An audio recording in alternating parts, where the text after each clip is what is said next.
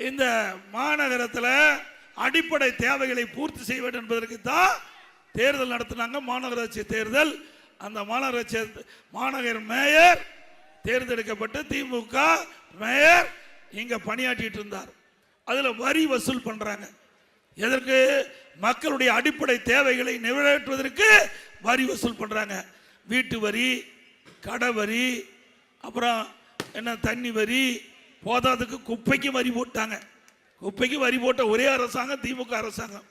அதோட ஆட்டுக்கு வரி, மாட்டுக்கு வரி, பன்னிக்கு கூட வரி போட்டாங்க. அந்த பன்னிக்கு போட்ட வரியிலும் ஊழல் செய்த ஒரே அரசாங்கம் திமுக அரசாங்கம், திமுக மேயர். எவ்வளவு நாம சொல்லலைங்க. திமுக ஆட்சி, திமுக ஆட்சியிலேயே இந்த மதுரை மாநகராட்சியில வரி வசூல்ல முறைகேடு நடைபெற்றதாக ஆய்வு செஞ்சு கண்டுபிடிக்கப்பட்டு அதுல 5 மண்டல குழு தலைவர் ராஜினாமா பண்ணிட்டார். 2 நிலைக்குழு உறுப்பினர் ராஜினாமா பண்ணிட்டாங்க. பிறகு மேயருடைய கணவரை கைது பண்ணி சிறையில் இருந்தாங்க. இப்ப மேயர் ராஜினாமா பண்ணிட்டாங்க. ஒருத்தரும் இல்லாத மாநகராட்சி. இப்படிப்பட்ட ஆட்சி தேவையா? எதற்காக நீங்க தேர்ந்தெடுத்தீங்க? இந்த மதுரை மாநகராட்சியில் இருக்கிற மக்கள் தங்களுடைய அடிப்படை தேவைகளை நிவர்த்தி செய்ய வேண்டும் என்ற அடிப்படையில் திராவிட முன்னேற்ற கழகத்தை சேர்ந்த மேயர் தேர்ந்தெடுக்கப்பட்டார்.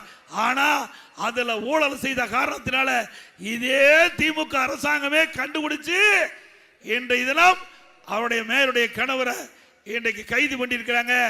இன்றைக்கு திராவிட முன்னேற்ற கழக அழுத்தத்தில் அவருடைய மண்டல குழு தலைவர் ராஜினாமா பண்ணியிருக்கிறாங்க.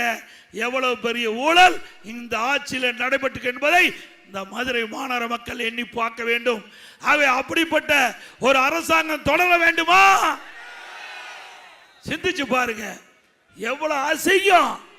இன்றைக்கு இரவு பகல் வராம பாடுபட்டு வரி கட்டுறீங்க.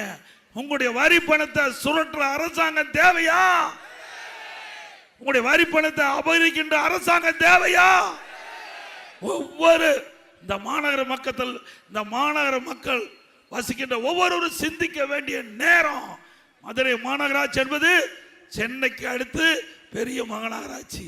அப்படி இந்த மாநகராட்சியில் மக்கள் பல லட்சம் பேர் வசிக்கின்றீர்கள்.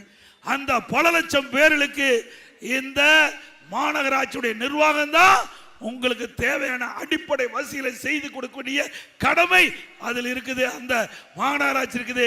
அப்படிப்பட்ட மாநகராட்சியில் இப்படிப்பட்ட ஊழல் நடைபெற்றுன்னா இந்த அரசாங்கம் எப்படிப்பட்ட அரசாங்கம் என்பதை நீங்கள் சற்று சிந்தித்து பார்க்க வேண்டும் என்று அன்போடு வாக்காளர் மக்களை இருகர கூப்பி வேண்டி கேட்டுக்கிறேன்.